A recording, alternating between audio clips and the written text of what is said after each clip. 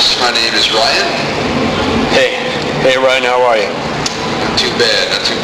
Good. I'd like to start this off by extending my personal appreciation for you allowing Chicago Music Guide and myself personally the opportunity to do this interview. I've been a fan for quite some time, going back all the way to the early Emperor days and now into era 3 of Mortiis.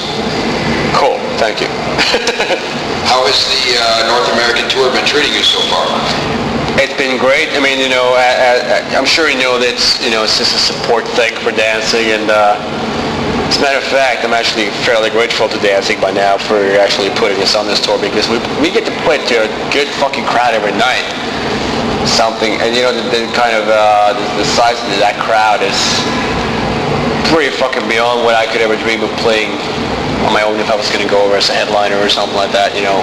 We get to play to fucking, I don't know, 1,000 people, up to 1,000 people, sometimes even fucking more every day, which that's a lot of people to play to for somebody like me.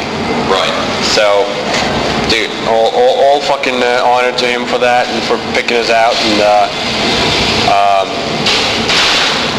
it's going great too, by the way. Definitely much more exposure for you versus your first tour, which was with Christian Death, I believe. Yes, which was also back in the 70s.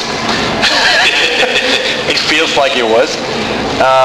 Yeah, there hasn't been a amazing amount of label support for U.S. exposure, to put it that way, since that time. Right. Unfortunately, we've had just a lot of offers to go on tour with some decent-sized bands since then, since '99, when we did Christian Death. But I don't feel like we got a lot of support from the label. Right. For some reason, they just wanted to focus on Europe, primarily the UK, which was extremely frustrating.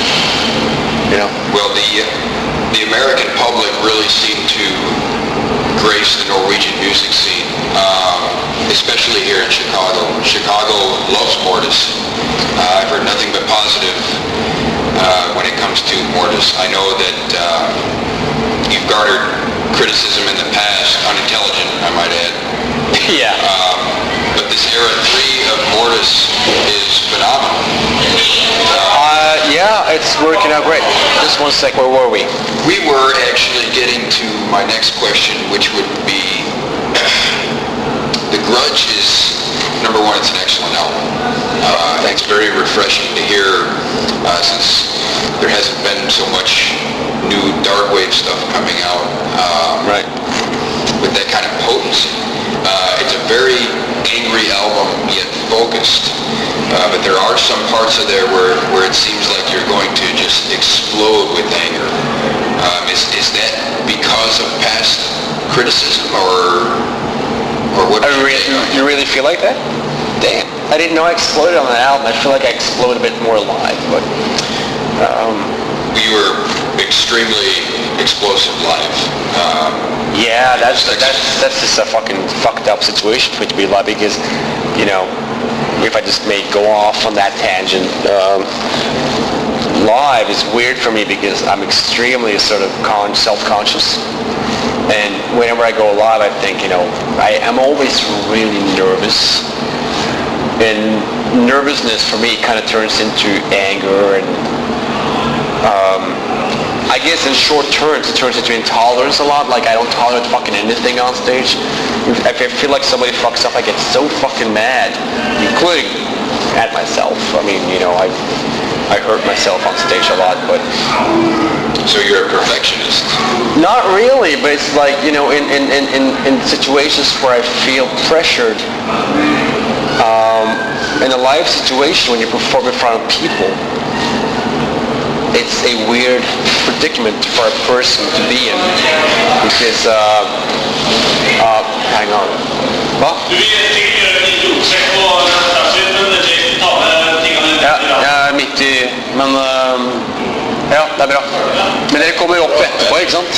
Hey, great show, man. Yep. Ja, ok. Right. We're just packing down the shit.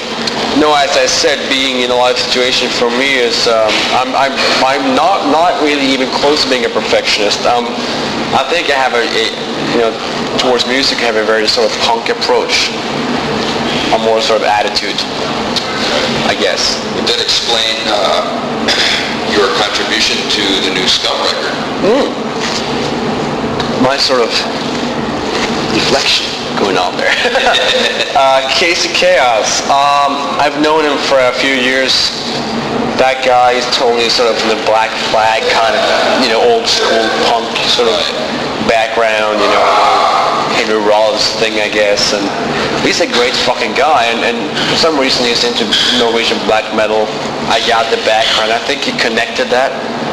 I think he sort of was really into his own, his own sort of, I think he enjoys the darkness of what he sees in Norwegian music, that particular kind of Norwegian music, and I think he wanted to combine that with his own sort of punk background, and I really liked the idea, although when I was talking to him on the phone a lot, I had a more industrial kind of attitude about it. And when it all came down to the actual recording, I didn't really do a lot of what I thought I was going to do. But in the end, I did some backing vocals. I did lead vocals on a song that's not been released yet. But I think me and Casey, we have a lot more in common than probably Casey and the rest of the guys in that band. Okay. It just so happens that I don't necessarily make punk music per se. I just have a certain attitude that I think a lot of punk fans and punk music in general could probably draw a lot of parallels to. My attitude live and, like, fuck it, let's just fucking do it. And, right. Fuck everyone kind of thing, Right. I'm not really a perfectionist, as such. But ironically, I was probably the one who did the least on that album of the people that he was in touch with to begin with. Okay. Because he's really into black metal, so he had the whole sort of same off. Right. Those guys do their fucking thing, and those are gifted people, really fucking gifted, and I can't play guitar. So I guess that's why I couldn't fucking, contribute with all those riffs and whatever. I just ended up doing backing vocals in like a song, some lead vocals on the song. Here we go. Well, I think you did excellent composition with albums such as Stargate. But yeah, I thought your compositions with albums such as Stargate were phenomenal, as well as The Smell of Rain. Which brings me to the next point.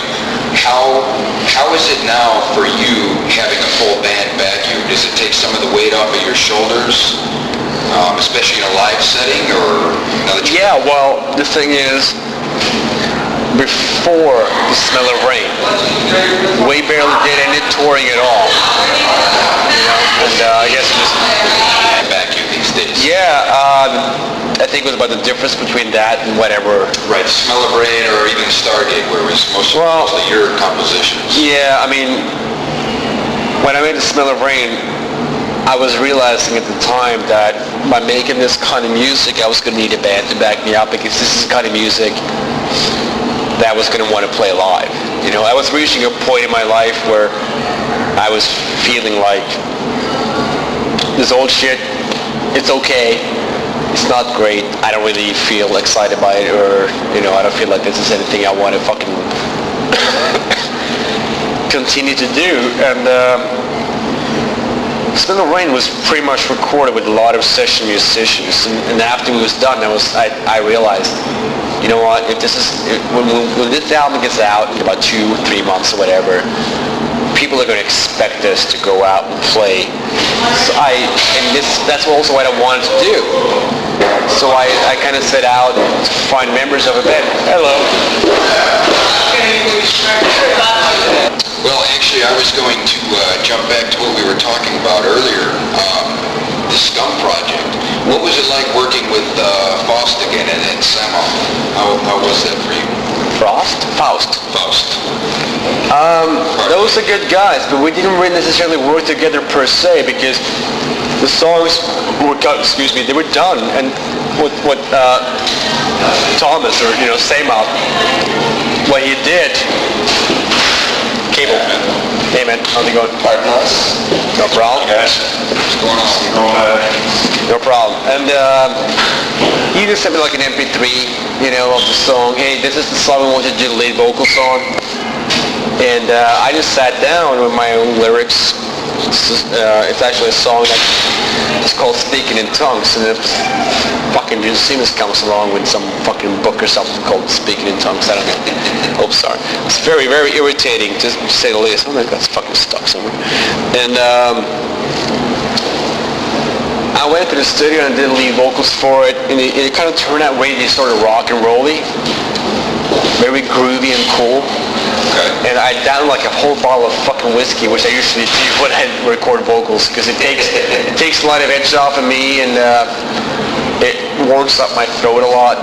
Makes me perform better, in my opinion. And that song obviously didn't make it to the album.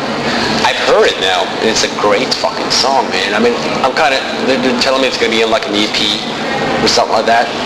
And then at the same time, which was sort of improvised, I did backing vocals for this song that did make it on the album, which I think is called Backstabbers Go to Heaven or something weird like that. Yeah, typical Case of Chaos, fucking surreal, abstract, fucking lyric writing. Right. Yeah, and no one knows what the fuck he's on about most of the time. His lyrics make no sense whatsoever. That's the whole way I barely drink at all, so I'm a tour alcoholic. Tour alcoholic. It's too goddamn cold to drink that out there, man. Is it? Is it cold outside now? Oh, out here, nothing, I'm sure, compared to what you're used to in Norway. Now people think we're used to cold, but we have heaters. We have fucking furnaces and fucking wooden houses that will keep the heat inside. Heat up just nuts. That's it, man. We hate the cold as much as everybody else do. I mean, it's just a legend. The fact that we're used to being fucking cold and freezing, not true. We have big fucking rolling jackets and fucking firewood and shit. That's another North American speculation. I think people here tend to believe a little too much into the mythology and... That's it. We're not Eskimos. Right, correct. No. It's another civilized country, and we dislike the cold just as much as anybody else do. Yep. I can't fucking stand being cold, to be honest. I fucking hate it. Anyway, move on. Let's move on. Okay. Yep. What are your views nowadays on the black metal scene? The original question. To tell the truth, I haven't paid a lot of attention since about 1995, which is fucking 10 years ago now that I think about it. That's when I started dropping out. Okay. And my impression of the black metal scene these days is that it's pretty much about becoming big. I think Dimmu Borgir, Killer Filth set a standard. Let's just fucking sit down in the fucking corner, dude. I'm really sorry, but you know what? That's all right, man. Yeah, here we That's go. where you hear your shit. That's what editing is for, right? No, I'm not gonna do it with fucking 10, 50 people. They're gonna fucking burp and fart and fucking... Want to move it out? No. Dude, these guys have right to be there. They're bands and shit. We're just gonna fucking finish this shit off. Don't worry about it. So I noticed that at the end of the show tonight, you lost the mask. I didn't lose it. I ripped it off. Right. Is this going to be era 4 of Mortiis? I don't really know. I mean, I just enjoy the fact that I can fuck with people's minds right now. I think we're at that point in time in my career, in my imagination, where I can sort of, in an artful way, pull off the mask during the right song and watch people's reactions and kick back and sort of laugh at it in a way. If it doesn't work out, well, tough shit for me, I think with the way that I presented myself in the last couple of years, which is a lot of morphing between, the real face and the and the prosthetic face. Right. I think I have a right to do it, and I feel like it's time to do that. All right, hurry up, bitch. Hold on. It's your party. Like, forget about privacy in this fucking place right now. I mean, honestly, it just feels to me like it's a cool thing to do. You know, I mean, it doesn't mean I'm gonna lose the image forever. It doesn't mean I'm gonna fucking come off and look like fucking Bryan Adams on stage or anything like that. I mean, I'm still a big fan of imagery and mystery and things like that. So It definitely adds to your mysteriousness. I mean, did you see it? I did see it. Did it look okay? It looked fabulous. Oh, good. It looked fabulous. So it works out. It works out just well. I think people are ready to see Mortiis under the mask. You know. Yeah, it's been a long while, you know. It's been a long while. Yeah, that's the way I feel, and I'm drinking Miller's Light, or Miller Light. American pitch beer. Fucking close to water. It's right. Making love in a canoe. I prefer Beck's myself. So. I prefer anything but fucking... Light beer. Yeah, I suppose so. It's trash. Yeah. Well, beer's beer, you know. At the end of the day, you drink it, but that's It's the same thing in the end, right? it's a sign of desperation, though, isn't it? You know what I mean? You want some? Yeah, sure. Yeah. Man. Sorry, man. I forgot to fucking No offer. problem, man. Thanks a lot. Yeah, no problem. Don't worry about it. Let's see here. What is another question? Do you still keep in contact with any of the Norwegian black metal guys, such as the members of Mayhem, maybe?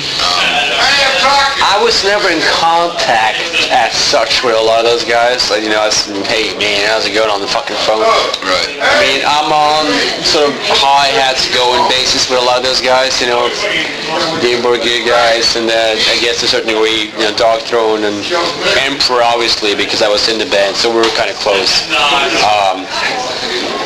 You know, a couple of the Enslaved guys would show up at my shows when I was doing tours, and those guys are fucking still cool.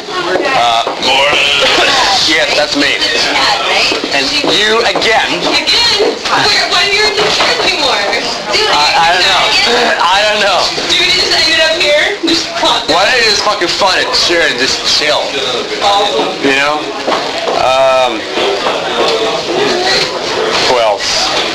I'm kind of in touch, you know, on a sort of, you know, hey dude, how's it going kind of basis with, I guess with the, you know, the first generation of Norwegian black metal bands, sir. Right.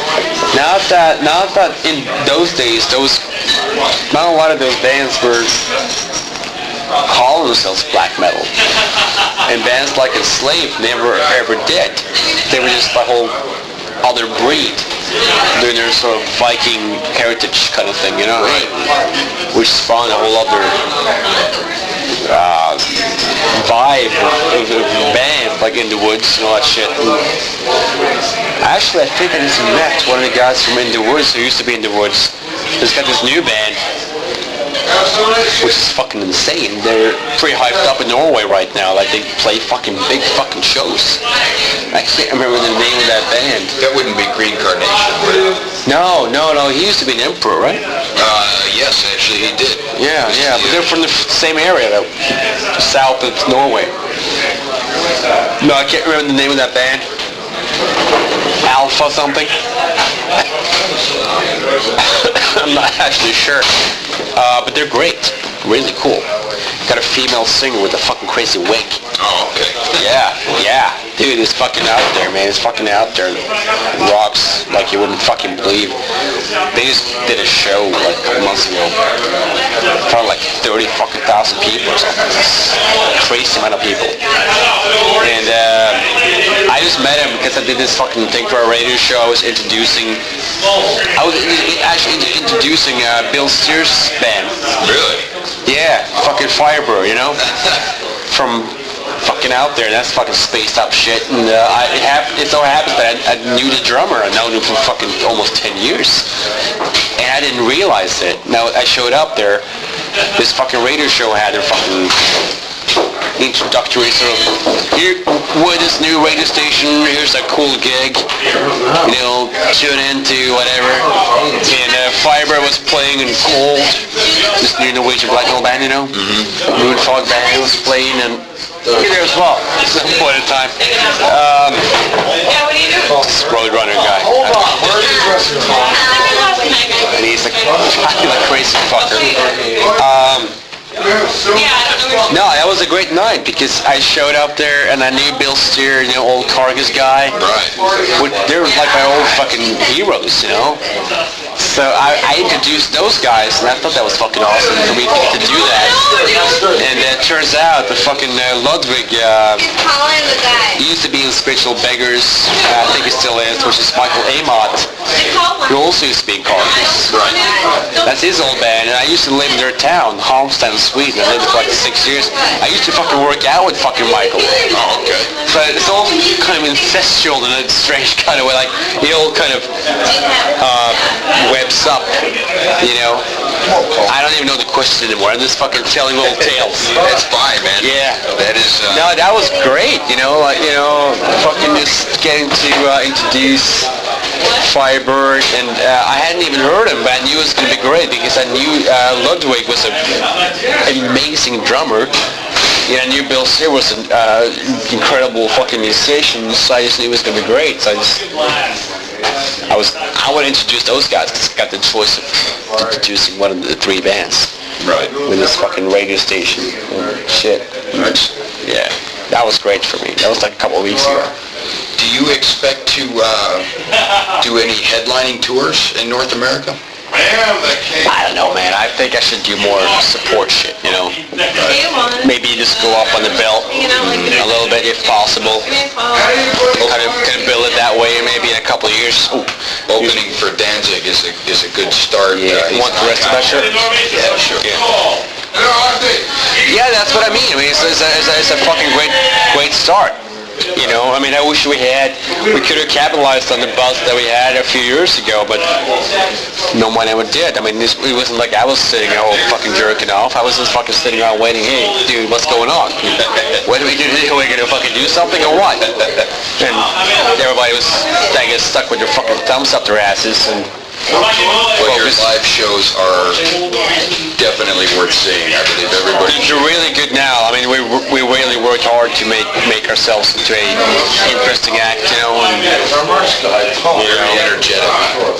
yeah, and I thought today was kind of slow for us. We had a bit of a small stage, you know. But then again, you got to consider the place we're in. It's the House of Blues. It's a fucking amazing venue. Yes. I've been here, this is the second time that I'm here. And first time I was here, I was fucking awestruck by it. I was like, fucking Christ. Because in the last tour, which was been ages ago though, but it was with Christian Death and Godhead, who by the way, it turned out, they were great guys, you know. Godhead, especially fucking really cool people. I don't know if they're still around, but I hope so, because that was a great band. Right. Great fucking people, and I enjoyed fucking hanging out with those guys. And we were here, and I remember getting lost in this place. Now I'm not, easy to do. Exactly. Now I'm not getting lost because I'm not wandering so much. I'm just doing my job now. But I remember when I went on this tour and I saw the House of Blues in Chicago, I was thinking, oh yeah, that brings back some pretty good memories, man. You know. So I like this place a lot. It's actually one of the smallest places. Sorry. Hey. Right there. What? I think we gotta go. He's coming. We gotta go. We gotta go? Yeah, we're gonna sing. Oh, shit. Sorry. I've got one last question. Yes. Welcome back. Yo, Ray, catch some beers, bro. Catch some beers. 2 minutes. Yeah, go. My last question to you would be, what does Mortiis listen to these days? You know what, on this tour, we listen to classic rock and Led Zeppelin and shit. Really?